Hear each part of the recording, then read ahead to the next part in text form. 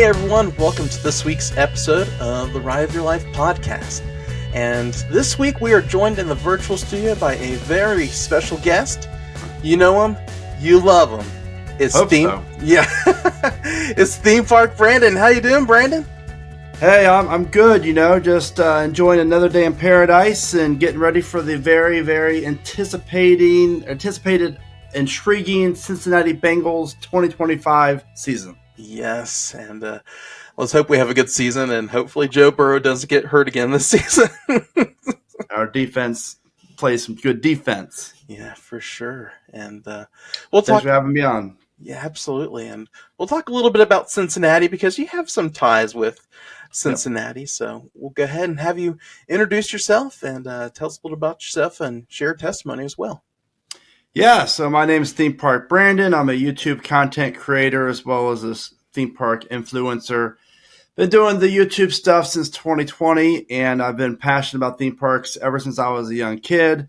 Going to Kings Island, I grew up in Kettering, Ohio, and went on a bunch of trips to Kings Island, Cedar Point, and stuff like that. And I never really ventured out of Ohio till I became older, but went up to Cedar Point with my father, my sister, and we loved it so much. When every year they open up a new ride. So 94 for Raptor, 96 for Mantis, Power Tower 98, 2000 for Millennium. And then I think it was around the Millennium time frame that I went up with the youth group from my church in the Kettering area. And that's when I got saved because we had day in the park and then a day just at the campsite and just fellowship, hanging out. And our pastor at the time gave his testimony, and what he said just really kind of pulled me inside a little bit. I feel that way, or I felt like that when he was that age. Okay, it really makes you think. And so I remember I didn't do it because I was at Cedar Point, but the campground was near Cedar Point, so I was I got saved at Cedar Point, which is kind of cool. And I was probably 20 at the time, 19, 20 years old. But I grew up going to Catholic church. So I've always believed, in God. And I've never I didn't grow up in a strong Christian family, but I've always had that aspect of just love others, be nice to people, be the best person that you can, kind of mindset. And then this started really getting into the more Christianity aspect of it, because Catholic church is fine, but for me, what I like in a church is something that I learn every day differently than just your more of a ritual for the Catholic church and stuff, which is fine. But for me, again, I was I like this style of church where every Sunday he's talking about something different, and it's just, you can wear this to the church and they don't care. I like that.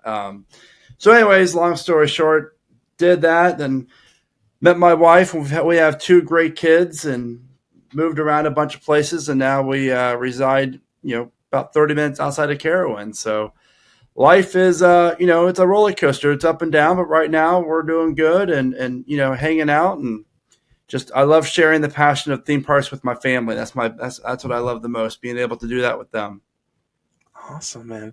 That's so neat to have that testimony say, like you said, you were saved at Carowinds. You got saved at Carowinds. And exactly, yeah. At Cedar Point, yep, it was great. Yeah. I got confused there for a second. You're good. You're talking about your home park being Carowinds. But yeah, Cedar Point. Cedar Point. And I remember, too, because it's funny because we went this giant church group. And this is a different trip, actually, but it's same church, just different. Yeah. This is already after I was saved, I think. I went up with some of my friends that went to the church or didn't go to the church but wanted to go to Cedar Point for cheap. And there's two buses. There's one bus. And I remember that the bus driver didn't take the right way from Dayton. Oh. He went all the way up 75 to 80 and across. I'm no, get off of Findlay. Do route 12, then route 6. I was freaking out, you're wasting my time. I need to get there sooner. And then we got there, and I pulled my friends aside at the end of the day, look, let's go get in line for Millennium Force at night. It's worth it. And so we got a night ride on Millie. Yeah. And then I'll never forget, my pastor was so mad at me because every other kid was back when they're supposed to be. but we were like 30 minutes late, and so we actually ruined the chance for all these other kids to go to the pool back at the hotel that night. No. That is not that Christian of my thinking, but like roller coaster, night ride, Millennium, yes, that's more fun than a pool. Priorities, people, priorities. Yeah, come on, it's like leaving Kings Island at 9:00 and not getting a night ride on Beast or Mystic. Mm-hmm. That, like, in my opinion, that's practically a sin. Like, you just don't do that. Yeah. But it's definitely been a fun journey, and my wife and I found a great church near our house, and Awesome. a newer church. We really like it, and she didn't grow up with any type of structured religion, so it's really cool to see her just change as a person. And she's always been nice, but there's a different type of niceness that she has now to people, or just the way she thinks, like putting others first. It's pretty cool. And I just, in my opinion, maybe you can relate, but like for me, people that, have Christ in their hearts and believe, like there's a difference between a person that doesn't have joy, right? Like joy to me is the Holy Spirit inside of you, personally. Mm-hmm. I just think there's a different meaning of joy when you have that, and you can just tell when someone has that, because the way I can tell by someone walking down the street a lot of times, like, oh, they are definitely feeling it, and they might not. Who knows? They might not have joy, but that's my observation. And not everyone's like that. Yeah. But it's really cool that, that's why I've always been like positive, and, life sucks sometimes, but, it could always be worse. Absolutely. And when you accept Christ as your Savior, when you have Him in your life, you're a new person completely. As you look at people in the Bible, when they came to Jesus, they were never the same afterwards. And that's just the awesome thing about our God is, like you said, He gives you that joy, that new life in Him, that when people see you, they're like, there's something different about you that I want that. So yeah, that's awesome. No, for sure. I mean, there's, I think when you're younger, and I just watched your testimony, I think you're 9. Is that right? Yep.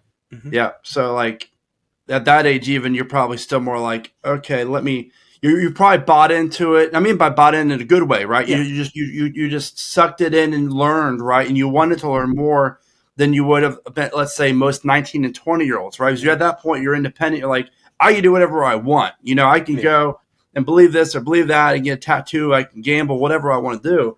And like for me, doing that, it took a little time, right? Mm-hmm. Once I got saved, it wasn't like an instant, like I'm a whole new person. But I felt like I had a new beginning, right? Like I felt like, oh, this is kind of, there's something here that I need in my life. I want more of this. How can I develop more of that in my life and implement, these principles, if you will?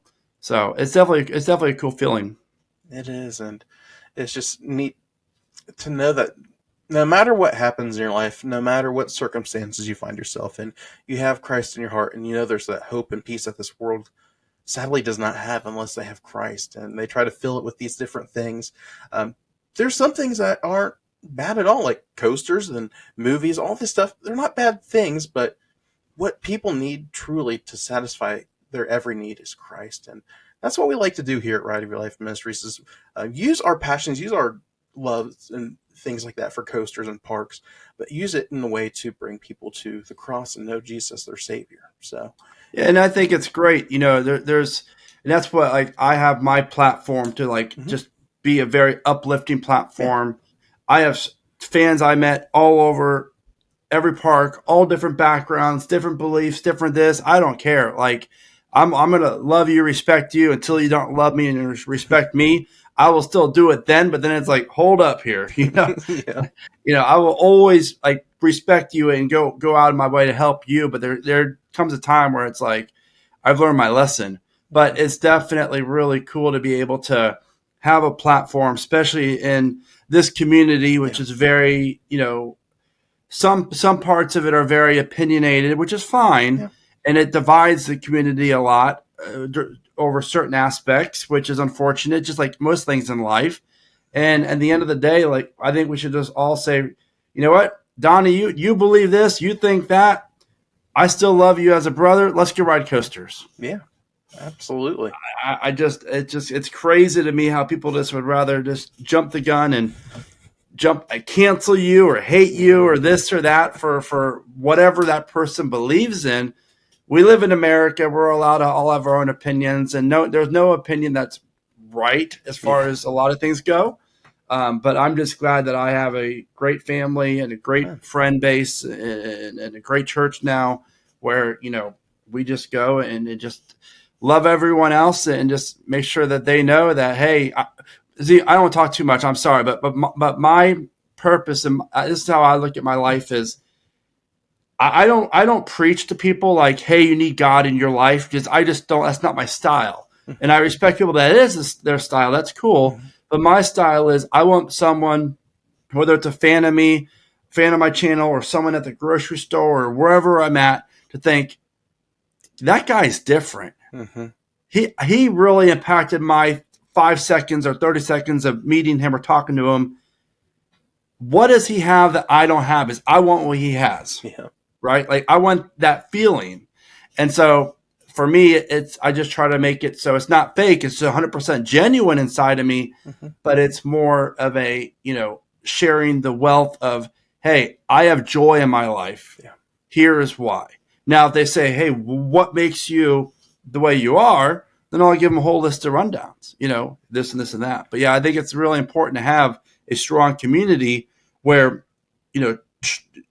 Christ isn't very prominent in the coaster community, for at least what I could tell, or it's not publicly, right? There's a lot of people that are of faith, but they just don't say it.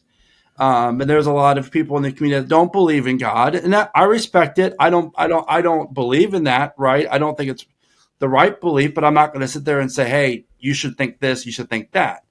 But it's just great to have a platform to be able to help someone having a bad day out that turns their day around when one of my videos comes out. And for me, that's what feeds me to do more videos.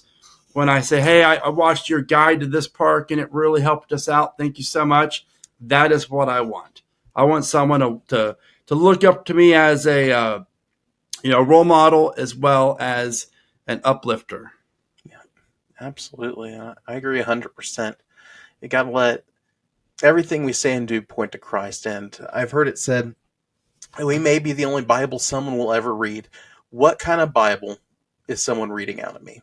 And that's kind of what my motive is in my everyday life. It's what kind of Jesus are people seeing?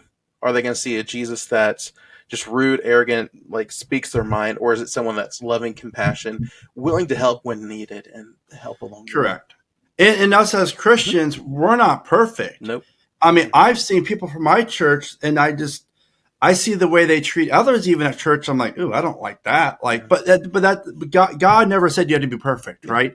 Just lead by example and be open-minded and love people. And so it's I think nowadays it seems like Christianity gets a bad rap, and it's just unfortunate because there is a lot of stereotypes that do unfortunately fall under the church aspect, but it's just like any other thing out there. Yeah. Businesses, corporations, it's all politics, really. If you think about it, like there's always ups and downs, good and bad in anything. Yeah. So it's just a matter of finding your right niche and your right, friend base or people you want to be around, and know that not everyone that goes to my church is perfect, or they might be, faking it. I don't know, but I know that I like it and I like helping people. So it works for me and my family. Absolutely. And that's the awesome thing to know, is that God doesn't expect perfection out of. He expects our heart and our willingness to live a life that's pleasing to Him. So 100%. Got to try our best. So, as you mentioned there at the beginning and kind of pointed out, you're wearing a specific shirt tonight. You got Cincinnati Bengals Hooday, and you have some ties here to the Cincinnati area. Go ahead. Let's do this. Are you a Skyline or Gold Star guy? Come on, Skyline. Absolutely. Correct. Love answer. Skyline. I get it at least twice every time I come up to Ohio. Nice. Yeah, Skyline's the way to go. Gold Star.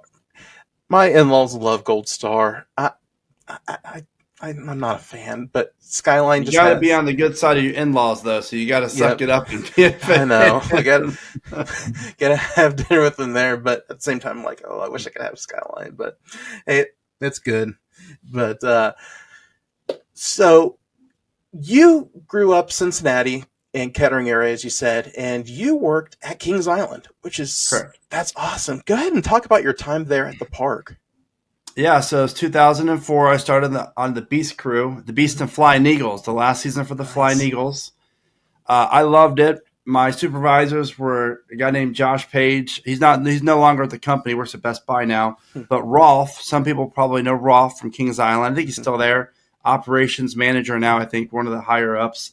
Super awesome guy. They were my supervisors. They really developed me into the person that I wanted to be. I was 21 when I started and just didn't start off very great the first few months. I was pretty late pretty frequently from Kettering. And so they're like, Brandon, I remember like 4th of July or near the middle of July, they're like, you have like 3 or 4 more days left in the year that if you're late, you're going to be fired. I'm like, oh, snap. All right, let's, not be late as much. And so I just turned it around and was voted the co-MVP of the crew that year, the Beast Crew of 4. Nice. Wrote my name on the wall, which is still there in the closet, which is legit cool. And then the following year, I got promoted to work up at Whitewater Canyon as a supervisor. Nice. So that was really, really cool too. And then after that, it's Kings Island. It still is today. It's just such a competitive park. Yeah. Because it's one of the best regional parks, and the pool of employees are like just top notch. Like a lot of people are real, especially in operations. They're really solid workers. So I knew, like even then, 20 years ago, that it would take longer for me to move up. Yeah. Plus, back then, and I'm sure it's still the same way a little bit now, but it was more like my good friend Willie, he used to work at the park and park services, great guy. He told me, Brandon, I'll never forget till this day, till the day I die. He's like, Brandon, just to give you a heads up in this industry, and it's a lot of industries, he's like, it's not who you know, it's who you do. That's how you move up. Yeah. And I'm like, well, I'm not going to move up then. I'm not doing all that. I don't want to do that just to get a promotion or whatever. So I realized that to get promoted and move up faster in the chain, that I should take my talents elsewhere. So I went to Six Flags New England, and that's where I met my wife and stuff. Awesome. So I did that for 2 years as management of that park. And then I was like, forget the cold weather. I'm moving to Florida. Then I worked down at SeaWorld Orlando for 2 years as an operations manager, and then switched departments entirely for a couple of years and worked at Universal Orlando as a vacation planner. Cool. So basically I was at the desk when people come checking in at the Royal Pacific, Portofino, all those big hotels, the on-sites. I would sell them theme park tickets, talk about the parks, and it was a lot of fun. Awesome. So, and now I'm out of the parks completely. I just promote the parks on my channel, and it's even better. Cool. And out of the parks you got to work at, which one would you say is your absolute favorite? That's a tough question. I really like my time at SeaWorld because I was in charge of the Orca Stadium, the Shamu Stadium, and it was really cool to see like how those whales would interact without guests around, and just watching the trainers work with them so closely and caringly. Like, obviously SeaWorld gets a lot of bad rap, for certain things, which I knowing what I know and seeing what I see, a lot of that's like, come on, that's ridiculous. But like, one of my favorite memories was I was in the morning, like we'd be like 7 a.m, and our side of the park back that never opened till 11. I remember like 8:30 or 8 o'clock in the morning, my friend Bill and I were just walking in the inner promenade of the stadium, inside the stadium, and sure enough, there's 2 baby whales just chilling, no trainer. And I kid you not, they saw us or heard us, and they went over and they tried to get us wet, splashed their tails on the water, trying to get us. I'm like, dude, that's crazy. But there's no trainer out there saying, hey, do that to them. And that was really cool. And I had a connection I was never a trainer, but I was down near the glass a lot, and I just felt like those whales at that time when trainers were still in the water, like if I fell in the water, I would be a little nervous, but I wouldn't be like freaked out. Like, okay, they're used to people. They know who I am from being around them. all the time and stuff. It was just a cool, meaningful job. But Kings Island's where it started. That's where the passion really kicked in. That's when I realized that, look, there's people out here that are just like me. Because that was really before the internet, and I thought I was the only crazy guy who loved roller coasters. Mm-hmm. And so I met some of my best friends ever in the world, and it was just really cool to have that mutual interest with people. Yeah. There's no place like Kings Island, honestly. It's just, as we saw today, as of this recording, they love their past. They love the history of the park, and I pray with this new management that stays the same, which this gives me hope. And what we're talking about is Phantom Theater opening nightmare is coming to Kings Island in 2026. Brandon, what was your initial thoughts when you saw that teaser drop at 10 o'clock this morning? Finally, we get Phantom Theater back. It's only a matter of time. I really like it. I think it's a really smart move. It's a budget-friendly fix, but it's going to make people happy. Yeah. And so I don't think I'm sure there'll be people complaining about it. That's everything in life. But I think most of us should think, you know what? At least we have a new ride. Yeah. Most parks didn't get anything new, and it's a new ride that's going to pay homage to the original ride, which is going to be even better. So I think I'm rather intrigued at how they're going to do it. Like we talked about earlier, like the flashlights are kind of cool. Yeah. The original Phantom Theater was not interactive at all. So you just rode it. So this would be really neat for them to be able to pull this off. And I'm really excited. I didn't bring this up in the video. I wish I had, but that I did earlier. But I really wish that they had. I should say I'm really excited to see what they're going to do with the facade of the building. Yeah. Like, that would be cool to see. I hope they bring back the original building, or at least the original concept art. Yeah. And if you go to Kings Island's YouTube page, back in Halloween of 2023, I think it was, they put out the soundtrack for Phantom Theater, and they had the original concept art.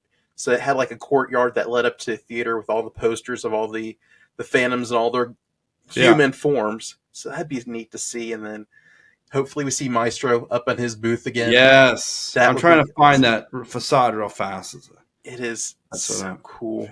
And looking at I keep looking over because on my other monitor I have the concept art that dropped with the announcement today, and I'm so excited to see what they do with this ride. It looks like they're keeping the Doom Buggy style cards, but modernizing it a little bit. But it gives me Minion Blast vibes. I feel like that's how it's going to be at those flashlights. I think that's a good comparison. Yeah. But I think that's a good comparison. And what was the old facade of Phantom Theater? I'm trying to find it now, but I can't find it. The original facade was, it was just like a plain white, like a tannish facade.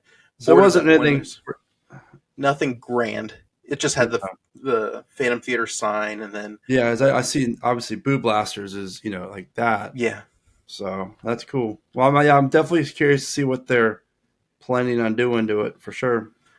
Which, as of this recording, Monday is the last day for anyone to ever experience Boo Blasters. Praise the Lord. But I'm so excited for them to bring some life to this attraction. 15 years is overdue for Boo Blasters, but this, I think, is going to stand the test of time. And the thing that made me excited was to see in the press release that animatronics are going to be in this ride, and it's not going to be completely screen-based. There's going to be physical sets, special effects, modern technology. Yeah. I love that. Yeah, and I think it's going to be really good for Kings Island, just because it's just it's good to see dark rides. I'm not a big dark ride person, meaning that I love them. I'm more of a coaster guy, but I like dark rides that are scary themed because it just adds a different creepy feel. And Boo Blasters, obviously, all the neon lights and the cutouts, it was just more fun for the kids. But the Phantom Theater, even what I remember of it, it still had that creepier vibe to it. So yeah, I kick myself in the butt to this day. Back when Phantom Theater was open, I was a young kid. I'm talking 3, 4, 5 years old. And I remember walking into the queue line with my dad, looking up in the box. I'm like, nope, we're not riding this. I see Maestro up there. I mean, the original animatronics were honestly creepy. They were creepy. Like, No, for sure. yeah, They were 100% creepy because I would have been. It opened up in '92, so yeah. I would have been 9 years old. Now I don't know if I rode it. And back then, my mom we'd only go to Kings Island once a year for her company buyout. We didn't have any money, Mhm. so I couldn't go. And so I remember always going, and I rode the Beast with her years ago, and I remember riding the Ferris wheel back then. That's how old it was, or how long ago that was. And I remember looking over and seeing the racer, the white coaster, and I thought that was the Beast. I didn't know that was the racer. I had zero knowledge. Yeah. And so it was really cool to be able to like grow up at Kings Island. I don't remember the Screaming Demon. I've been on King Cobra, but it's just definitely neat to be able to kind of see how it all transpires. And there's so much, sentimental pieces to Kings Island. Yeah. And if you could bring back any coaster from the past, Screaming Demon, Son of Beast, Firehawk, what else? I would go Vortex. That's correct. Okay. How would you modernize it? I just love the Arrow clinkety clink and Coney. Coney's not the same anymore. You don't hear it. Yeah. I loved Back Row going down that first drop. You get some great floating air time.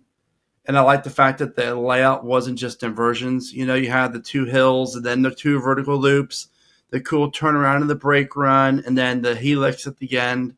And I really appreciated the corkscrews being so high off the ground. That was rather unique for that style of ride.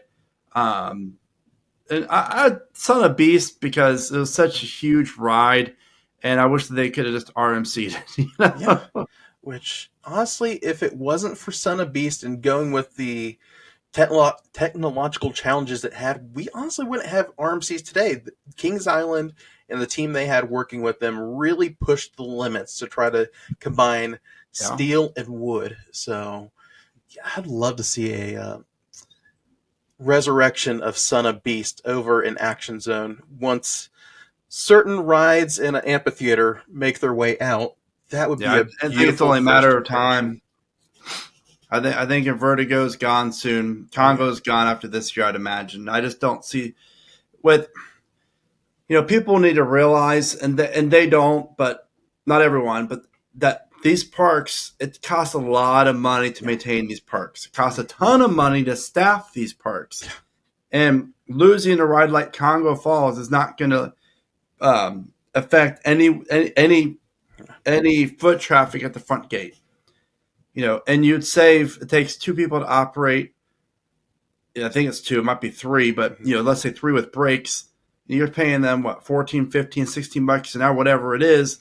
You can move that money elsewhere to save. And so with the new merger, and I have friends who are very, very high up in the merger. I'm actually like, I know 3. I have 3 of them cell phone numbers in my phone and I'm not boasting myself at all. I've just known through all the time in the parks. But Jessica Naderman, who's the regional manager for Dorney, Kings Dominion, Carowinds over Georgia, and then Jeffrey Sievert, who's obviously over Texas, and then Pete Carmichael, who's over LaRon, Canada's Wonderland, New England, Great Escape, and Great Adventure. He is my old boss at New England. So it's pretty cool to know that I've worked, and Jessica Naderman was my boss at Kings Island, my area manager when I was there in 2004. And I've never worked under Jeffrey, but he was the PR guy at Kings Island when I was working there in 2004 as well. So it's kind of cool. It all kind of, now they're 3 of the regional managers, but I just know that there's a lot of things that they're working on and they're trying. Doesn't seem like it all the time, and I do get frustrated like everyone else does, but I'm rather optimistic, and they're just trying to cut back, save money, and charge you for the haunted houses. Honestly, it's not that expensive. If it gives us a better product, then I'm cool with it. I think the product will improve, and there's money to be made. And just like anywhere else you go, like the ads in the parks. Yeah. Dude, I don't like them either, right? But then I got to thinking, it's a poster. Everywhere you go, there's ads, right? Yeah. Driving down the highway, you know what I'm saying? Scrolling on Facebook, there's ads. People don't complain about that. if it brings more money into these parks, and that means more rides for us, new rides or new attractions, or even keeping the park afloat, then I'm all for it. I don't necessarily like it, but in the end of the day, they have to find ways to make everything kind of seem, to work together. But I definitely think that going forward, and I have no inside knowledge on this, it's just I think everyone probably has the same thought is they got to get rid of parks. 25 parks is even with 24, 23, not including America and Great America, which are obviously going to be closing, but there's still a lot of parks. Yeah. In order to create a great product, it's quality over quantity, and so I'm very curious to see what happens in the next 2 to 3 years. And obviously Carowinds, Kings Island, Cedar Point, they're safe. Those parks are safe. It's just a matter of what happens, the other mid-tier parks. Yeah, I'm curious which one's going to reign over the other. Is it going to be Cedar Point over Kings Island, or is it Kings Island going to work its way off? Because it seems like they're starting to show some love to Kings Island and show it. Yeah, but here's the thing, man. Like, they'll never prioritize Kings Island over Cedar Point, and the reason why is Kings Island doesn't have any revenue from hotels. That's true. As a destination, they want to make Cedar Point a 2 or 3 day destination. Stay on property. That's extra revenue for them. I mean, who knows though? Down to your point, like I would love to see now that the merger has taken place and Cedar Fair side understands and knows how to operate a hotel successfully. I would love to see how that would work out with Great Adventure building a hotel on property, even Kings Island. Obviously Kings Island doesn't have the lake. Yeah. If Cedar Point wasn't on Lake Erie, it wouldn't be as big as it is now. That's part of the draw to it, the destination feel, and so I think Kings Island is a better overall park in a lot of ways, yes, but I think that, there's always going to be a bigger budget for anything for Cedar Point than it is other parks, just because it's Cedar Point. You have the people paying. I mean, I don't know about you, but it's expensive. I mean, to stay up there, and typically we'll do like Breakers Express or Cedar Point Express Hotel, where it's like really cheap compared to like Breakers. Hopefully one day I'll bring my family to Breakers because I want that whole experience. I love staying there. I stayed there twice for free. Well, one not for free, but it was real cheap back then. Another time, my friend won a package. Oh, cool! But I love the cabins too. There's so many cool memories that you can make without even riding rides. Walking the beach at night. Cooking out, having a drink by the fire. Like it's great. Yeah, it stinks that Camp Cedar didn't last as long as it did under Kings Island, but I'm glad it's still there. Is it still there now? Is it still? It's Cincinnati's Camp Cedar, it's not Kings Island, but they still have the shuttle and everything. Which it's a beautiful campground. It's glamping at its finest, and it's so nice that Kings Island I'm glad it was the 50th season that they attempted to do it. It's brought back some of that history that the old campground had. It. I didn't know where it was. So the McDonald's. It's right behind McDonald's there. Yeah. Wow. And there's cabins and stuff too. Yeah. So that's cool. So my wife and I stayed there opening year. It was delayed a year, but opened thankfully for the 50th anniversary. So we made a whole weekend out of celebrating the park's anniversary, did all the stuff there, and stayed at the campgrounds. It's really nice. The cabins are like the tiny homes that they have. Super nice. And the staff there is just top notch. The food is amazing. And you get a perfect view of the fireworks. I'm looking at the cabins too. I like cabins, and you're allowed to bring cabins, or you're allowed to bring your dog. Yep. We have a little dog that comes with us usually wherever we go. Normally at places like this, the cabins, like Cedar Point, Kings Dominion, you're not allowed to have dogs in the cabins. I'm like, well, our dog's really well behaved. That's pretty cool. Yeah, it'll be interesting to see. I'm surprised that wasn't more of a. It'd be cool if that was all Kings Island. Because back in the day when I started going to Kings Island before Great Wolf, that was the campground. Yeah. I never stayed there, but it was cool just to have that I think knowing what we know now and where Kings Island is right now, it'd be really cool to look back with the management and think, would they have sold the land to Great Wolf, right, to build that, or would Kings Island have built their own hotel? That's the thing is, how long is Great Wolf going to be there?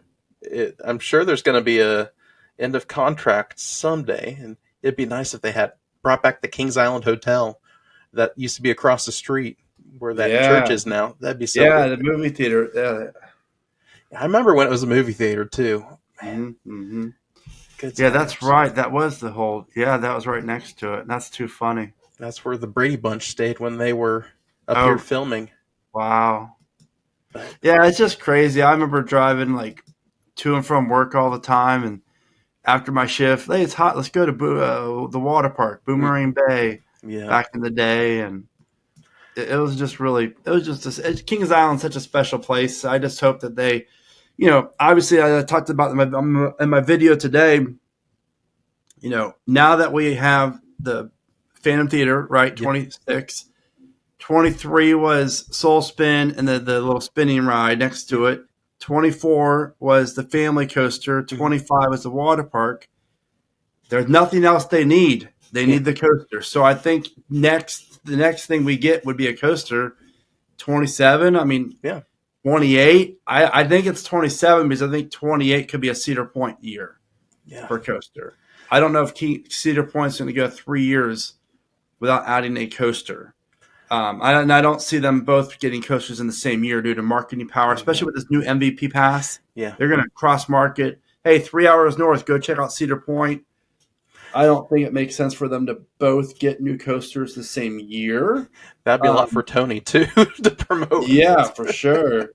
So it's so weird, man. Like, I was at King's Dominion last month to ride Pantherian. Yeah. Or was it earlier? It was earlier this month. And then I saw Jessica there. And it's so, and I hung out with her. She was the first female park president of Dorney Park, the last couple of years. So I met her up at Dorney Park and walked the park with her last year and talked to her. She's great, man. She's like the female version of Jeffrey Seifert. Like, she's awesome. She gets it. And seeing her at King's Dominion in the Six Flags Polo, I'm like, it's so weird still. It is. So I like it, but it's different. What's weird is seeing Slaughterhouse presented by Skittles. Yeah. As we were talking about the branding, it's just, you got to chuckle. See, I don't like that. That doesn't make it scary to me, right? Skittle. I wish it would be different. I don't mind, billboards. I don't think rides should be sponsored. I remember back in the day they did the wraps on the Six Flags ride. El Toro was wrapped with whatever. It's stupid. Can't stand it.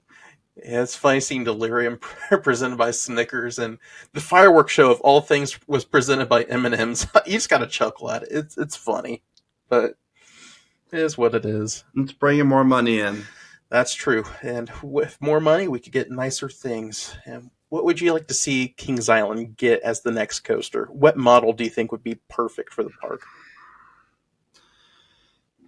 There's so many different rides out there that Kings Island could benefit from. Obviously, the park only has one launch coaster. Mm-hmm. Because the kid coaster is not a launch. I think I'm sorry, they have two launch coasters. I'm sorry, Backlot and Flight of Fear. Yes. But I feel like I always forget Flight of Fear because it's just indoors and I forget it's there. I love it, don't be wrong. But the launch coaster is such the big craze right now. Mm-hmm. Especially Top Thrill 2, Velocicoaster, Hagrid's, Fast and Furious at Hollywood, Pantheon at King's Dominion. So I think it's going to be a launch. And then a couple of years ago, I did some cool concepts for like the Vortex plot of land where we would see a cool Vekoma multi-launch coaster be built there and like pay homage to like the original Vortex, the Batwing element, but a little bit larger, kind of like Abyssus over at Energylandia, where you walk into the ride plaza and it's like centered around the ginormous Batwing element. Would be really cool. But now with all the stuff we talked about going up in Action Zone, that area needs the most love. Yeah. And Vortex, at least one good thing about Vortex is like you can tell there's a field there, but if you've never been to Kings Island before, you really wouldn't know there's a lot of room there because the way they have the fence up. So it's like, unless you're riding Windseeker or like Orion, you really can't, or Beast, of course. So I think that they're clear on that area as far as not adding anything new for a while. I think Action Zone's going to get the revamp.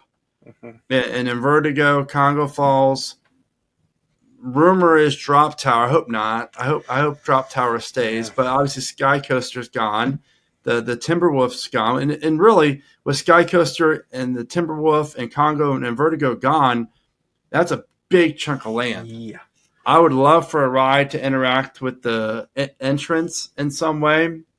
So there's a lot. I don't want a B&M. I think a dive coaster would do well for Kings Island. I think a wing coaster would do well for Kings Island. I don't want it. People argue. I love the argument. Oh, they'll never get a dive because of Valravens up at Cedar Point. I'm like, okay. What about Raptor? And Banshee, same scenario, and it worked out great. That parks don't care about that, like within the same chain, and so, even then they really weren't in the same. Yeah, they were never Paramount days back. Yeah. Anyways, so I think that I would love to see a mock rides, some kind of mock rides coaster, a multi-launch or just a single launch, doesn't matter, but something that's going to feature airtime, inversions, and the launch aspect of it. I just think that's really going to be what that area of the park will get. Because Kings Island only has 3 coasters, believe it or not, that go upside down. Yeah. Banshee, Flight of Fear, and Vertigo. Yeah. Once you remove Vertigo, it's 2. That's crazy. But it works, though, for Kings Island. But you look at Cedar Point, bunch of rides go upside down. So I would love to see something from mock rides. Now, they might go a little cheaper due to the merger and go with like a Vekoma. And I would be totally, Siren's Curse is amazing. Yes. Big Bear Mountain's awesome. Like, I'm cool with that. But I think it'll be a thrill coaster with launches, and hopefully it'll be a standout ride. And what I mean by that, like Kings Island has great rides. And when if you ask 10 people what's their favorite ride there, you're probably going to get a good split down the middle of, well, I like Beast, I like Orion, I like Diamondback, I like Banshee, whatever. And they need that standout ride that's going to, like, Kings Island's always deserve that. And Orion, in my opinion, should have been that. Yeah. And we can go on another hour as to what I think Orion should have been. It's a good ride. I like it. It's my 4th favorite in the park, I think. Like, I just wish it did more. But that was their one opportunity to really, like, put their staple. If they would have spent more money on it and made it bigger than Fury, then it's like, okay, now Kings Island has that coaster that's going to be in most people's top 10, top 20.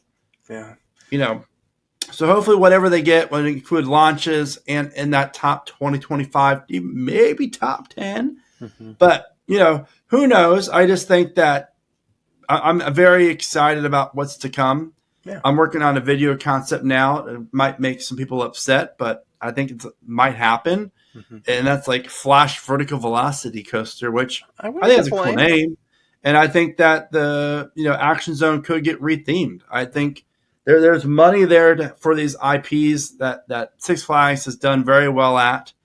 And while I don't necessarily want Batman the Ride or Superman the Ride, the GP love that stuff because they resonate with that. I just watched the Superman movie at the theaters. Now you can ride Superman the Ride at Kings Island.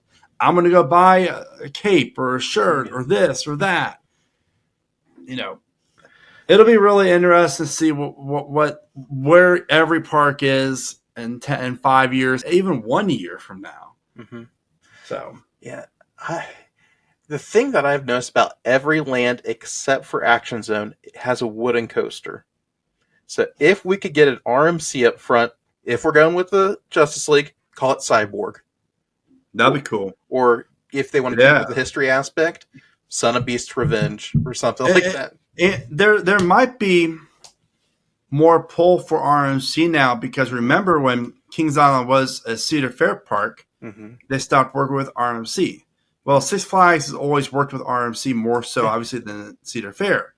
And now, and they just worked with Intamin recently, too, and over Georgia's 25 coaster and New England's Quantum Accelerator, which is delayed, obviously. Yeah. So what I'm hoping now is the trend is when the merger first took place, it felt like Cedar Fair had more control over the whole company. Yeah. But as of late, it's like 50-50 or 40-60. It seems like Six Flags is taken over, which isn't always bad. I think a lot of people want to trash Six Flags, and I think, pump your brakes.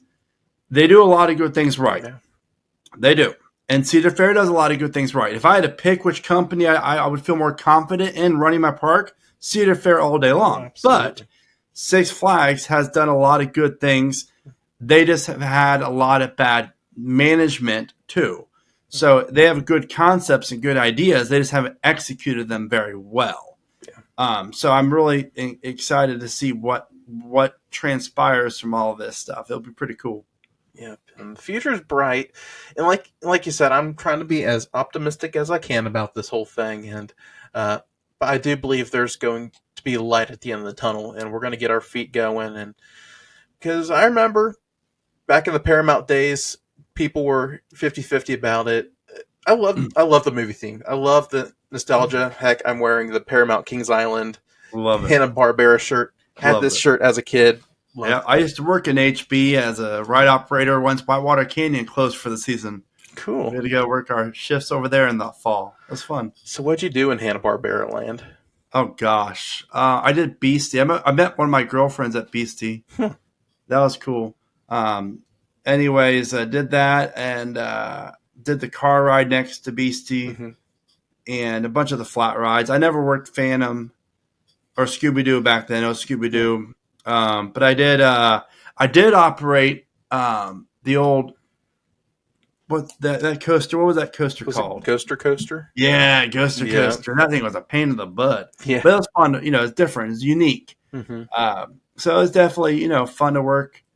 That. I remember one of my first days I got sent over to HB and they forgot about me. I was on this stupid flat ride right across from Scooby-Doo for like 5 hours straight. I never got a break. And I'm like, all right, I'm about to walk off. This is stupid. I need a break. Then finally, I guess someone came and relieved me to go pee or go to the employee cafeteria to get some food. But I'm like, this sucks. You're stuck on Pixie and Dixie's flyers. Something. I don't know what. I was like, oh my gosh. So then I realized parents are the problem. Kids aren't the parents are just going to yell and complain. It's like, calm down. I'm a parent now too, so I have to be careful because I'm a former ride operator. Yeah. So I'm like, hold up here. This guy should be doing that.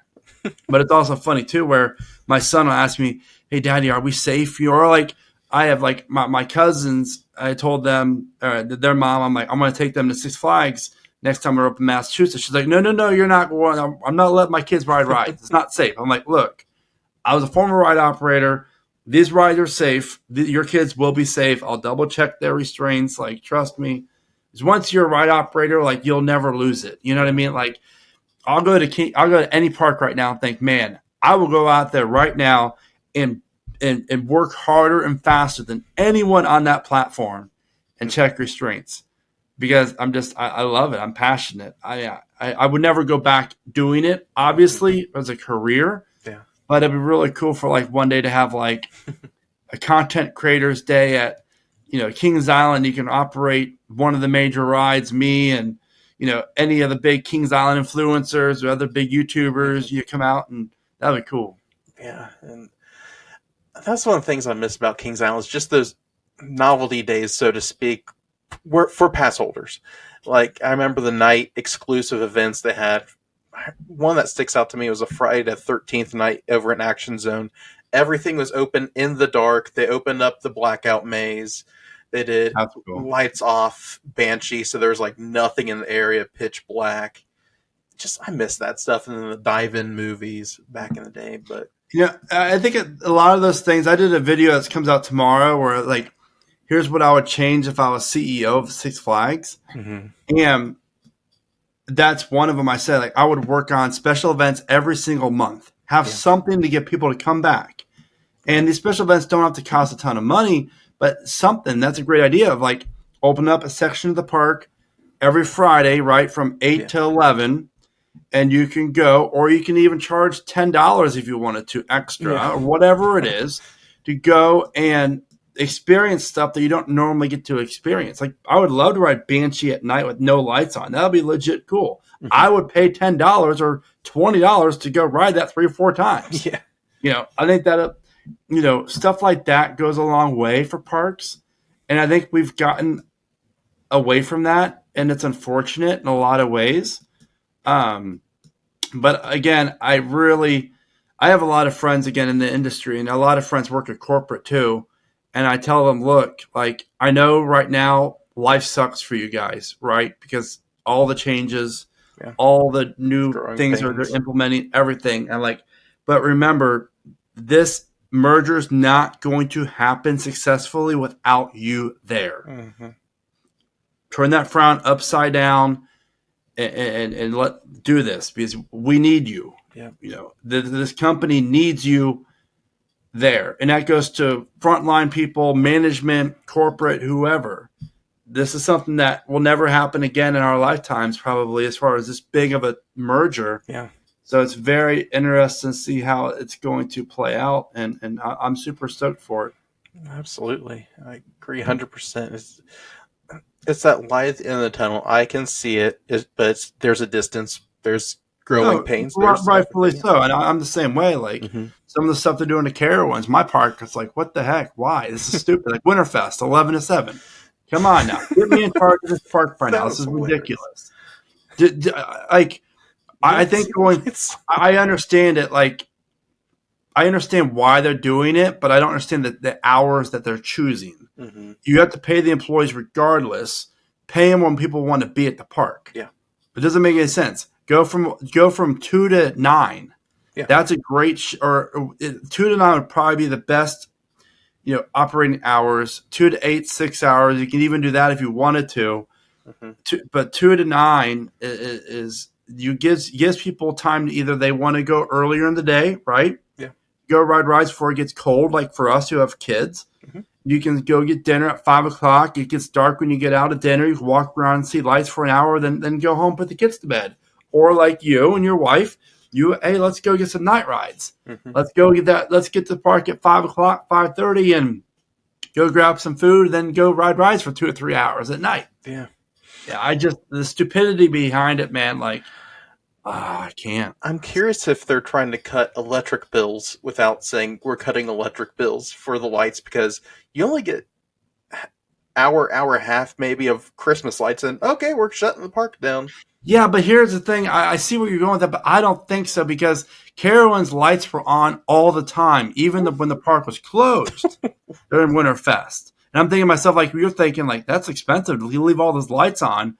I mean, maybe so, but, like, I think entertainment is obviously at Carowinds. I don't know how it is at Kings Island, but Tinker Toys is not coming back. Ours isn't either. Our parade's gone. They've slashed the entertainment aspect of it, which I understand, because those employees cost more money to pay and to produce the show. And so for me, like, all these attractions around Charlotte and Cincinnati too, like, the Christmas time, it's all about the lights. Yeah. Come drive through. Like, we have the big NASCAR raceway here in Charlotte. Mm-hmm. You can pay whatever it is to drive your car through and see all the Christmas lights. That's what people want to see. Mm-hmm. The entertainment stuff is cool, but that's an added benefit. But I guarantee you, people aren't going to Carowinds or Kings Island just for the shows. Yeah. They're going for the overall experience, and I still think people would go if it was just lights and the park was open till 8 or 9 o'clock at night. Yeah. That was the charm of Winterfest back in the day. It's like there was no rides basically open. You walked the park, you ice skated on the Royal Fountain, you did all the stuff, saw Scrooge and his puppet hut, all that stuff back in the day.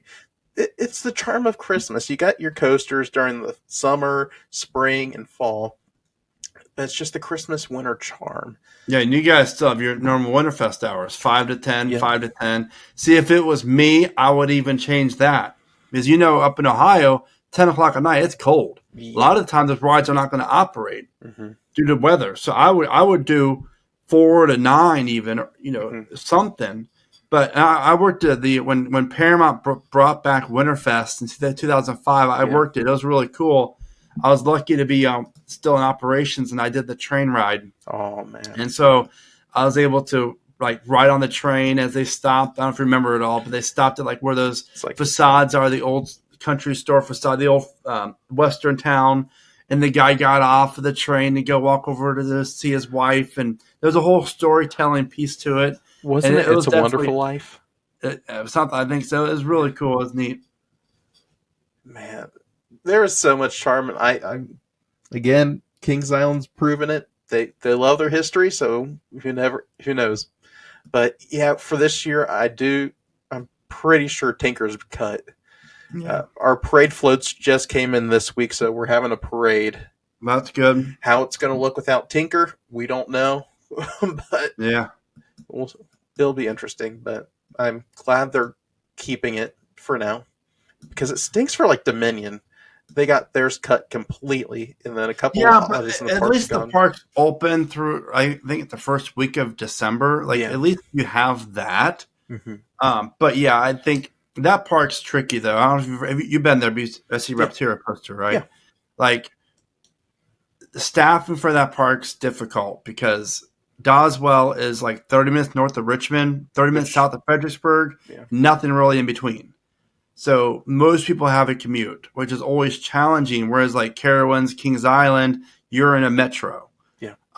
Kings Dominion's just outside of the metro. Yeah. And I think that if going back 50 years, if Kings Dominion or the people that were in charge of the TAF broadcasting for Kings Dominion, they would have realized if they would have known what Doswell was today, that park would have been located somewhere else. Mm-hmm. They would have moved it somewhere else. I think that they were expecting it to be. It's a great park. There's no reason why that exit off the intersection there isn't built up. Mm-hmm. There should be shopping centers there. There should be restaurants. There should be better hotels. Mm-hmm. Never stay at a hotel in that area. It's nasty. I mean, do it if you can, if that's the only place you can afford. But man, I used to find cheap hotels. I couldn't afford it years ago. Now we have kids. It's all right, we don't stay at $500 a night hotels or not like that, but we have to have a nice place to sleep with 2 kids and a dog. Yeah, Airbnb's been the way to go for us. That's how we pulled off the Kings Dominion, Busch Gardens, Williamsburg trip was Airbnb, and that's usually what we do. Especially with Cedar Point, like you mentioned, their hotels are ridiculous. So we do little things here and there, but yeah, it's going to be fun to see where it goes. Hopefully, for sure. Yeah, I'm excited. Well, Brandon, it's been a pleasure having you on this week, and some final questions here for you. Yeah, absolutely. What is some takeaways you want to give listeners, whether they're inspiring to do content creation or just be a light to those around them? What's some takeaways you want to leave with listeners this week? Yeah, I mean, I always say, if I could do this, someone else could do it, because I taught myself everything, and this is such a great day and age where we can have a platform that doesn't cost really any money to have. I mean, you can just do everything on your phone if you wanted to. My microphone costs $100, right? Mm-hmm. So that's all it was. Most people have computers. There's really no excuse. Don't use there's so many other people doing the same thing. Who cares? Do it. Find your niche. That's when I started the channel as Theme Park Predictions, just to have that niche of I knew no one else was doing that on a full-time basis. So that's when my channel really blew up. And then as I grew as a creator and as a businessman with it, because it is my business, my full-time stuff I do, I needed to adapt to how can I bring in other types of videos that are going to be more better revenue for long term, and so that's when I'm like, okay, let's play around with the name, changed it maybe 5 different times, too many times, I know. But, settled on Theme Park Brandon, and that's who I am. And so it's been a huge blessing. And, never let anyone tell you can't do it. Mm-hmm. And it takes courage, as you know, Donnie, to like let your opinions out there, because now you made it public. So I've had to, even 42-year-old myself, I had to get off of Reddit because they would just trash me. And even though, and like my first step was like react to them, and say, hey, shut up. That's ridiculous. That's not whatever. It'd be nice. Then it's like, that'll never change those people. Like don't let negativities make you stop. Always keep pushing. Because remember that you're doing something in your life that's going to impact your life, and those people are not doing that. Yeah. Because I know as a fellow creator, I might not necessarily like or agree with other coaster content creators out there, but I always respect them for their craft and for their ethic and what they do for the coaster community, and that's great. So stay positive and always know that. For me, like I love helping people. So if you have any questions or anything like that, reach out. I'm happy to help, give my input and everything else like that. Awesome. And that's definitely a thing, is you just gotta find you and not try to be a theme park brand, and don't be a Katie coaster, be a you. Yeah. And exactly. That's how you thrive, is just authenticity. And people want genuine, people want real, people want, that's what really for me is what it's all about. It's just, and I get asked all the time, like through my friends, they're like, hey, Theme Park Brandon, because they were wearing my merch, whatever. And they're like, yeah, I do. And they're like, so how is he in person? Like in real life? And they're like, he's exactly like he is on his video. It's like, that's who he is. And it's really cool, where there's a lot of people in our industry and in any industry that it's a fake facade. Them on camera is different than when they're in person, and then they act different, or they're not like, willing to like show those people in the parks time. I mean, I meet a lot of people and I love it, and I try to give everyone a few minutes of my time. Hey, how are you doing? What's your home park? Get to know them. And then, would you like a photo? Because most of them ask for a picture. So now it's like, hey, let's take a picture, And so it's really cool for me to be able to have that platform and just keep plugging away, and I'm about to be at 50,000 subscribers soon. Nice. So that's fantastic. Really blessed. Congrats. So I'm excited to continue growing the channel and create a positive piece in the coaster community. Awesome. And along those lines, what's the future look like for Theme Park Brandon? I'm actually in the process of redoing my studio here. I'm going to paint it black and put some cool posters up that I created. I sell my merch store, themeparkbrandon.com. So I'll be able to rotate those out every couple of videos. So because I used to have all my nano coasters and stuff in the back. Like, oh, it's so cool. Where did you get those at? So again, this is a business that I do, but I also like to be able to use my creativity and have more than just, YouTube content, someone that could, oh, that's a really cool shirt or this or that. So just growing all avenues of what I do, being a great father, great husband, obviously number one, and just becoming, continually growing into a person that, just shows love for others, especially in this day and age where it's not like that as much as it should be. Yeah. And just working on theme park guides and videos that help people. That's what I really like. I love my concept videos, prediction videos, but there's a different joy for me when I get a video that can help someone learn more about a park, right? Or I'm going to go to either, let's say Hershey Park or Kings Island, but my video I'm going to go to Kings Island instead of Hershey Park, or whatever. or a better example, like I'm going to go either on a cruise, right, or a theme park. Now, maybe I'll do theme park. Anything I can do to help the theme parks out, whether it's Six Flags, Hershey, or Universal, I'll do anything I can to help promote. Awesome. And along those lines as well, how can folks get connected with you? Go ahead and plug yourself. Yeah, so I'm on YouTube, I'm on X, and that's really my two biggest ones. Facebook as well. On Facebook and X is just TPR Brandon, and then YouTube is I think it's just hashtag Keep Riding Coasters. I believe it is. But or you type in Theme Park Brandon, it pops up on any of those. Awesome. And then got your merch shop that you mentioned. Yep. So themeparkbrandon.com. Awesome. That took some time. I spent the last 4 days. Well, last week I spent 4 days. I had to redo everything. It's really cool. It's a lot better now. And plus, what's really neat about that is when someone buys something on my channel, I can the what's it called, the merch provider I use and the website, they allow me to send a thank you message. Oh, that's cool. So I can say, hey, thank you, Johnny, for your Beast shirt that you purchased and your Son of Beast shirt, whatever. Yeah. I hope you're doing a great, I can say anything I want. And that really makes people's days and connects.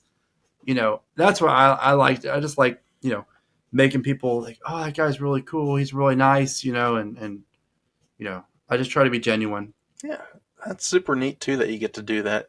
I'll have to talk with you about that and see where to get that aspect of it. And then last but not least, this question that we ask every week with our guests. We have something called Song Spotlight Saturday, where we just highlight a song that means something to us. What's one song you'd like to highlight this week? There's a lot, man. Like, I'll probably go with we really like a lot of artists. I love NF. Mm-hmm. We really like Brandon Lake too. Mm-hmm. I'll go with Brandon Lake Sevens. All right. Have you heard it or not? I haven't listened to the new CD yet. So the new CD, you're crazy. That's so funny. New CD, I love it. I love it, Donnie. Never change. Change. But yeah, Sevens like a hardcore rock song. Mm-hmm. Like it doesn't. Like we played it for my mom and stepdad who are in their 70s. Yeah. They're like, this isn't Christian music. I'm like, you better believe it is. It doesn't sound like, but it's hardcore rock and it's great. So it's a banger, man. I'm telling you, my son has it as his intro song for his baseball, and every time he's at bat, the song comes on. Nice. It's like, all right, let's go. So we'll go ahead and highlight Mr. Brandon Lake this week, and well, Brandon, it's great having you on this week, and we will definitely stay in touch, and we're excited for what's in store for Theme Park Brandon. Yeah, appreciate you. Appreciate what you do, Donnie. I know it's not easy, and keep doing you. Let me know how I can help you in any way. Grow your content as well. Absolutely, brother. Appreciate it.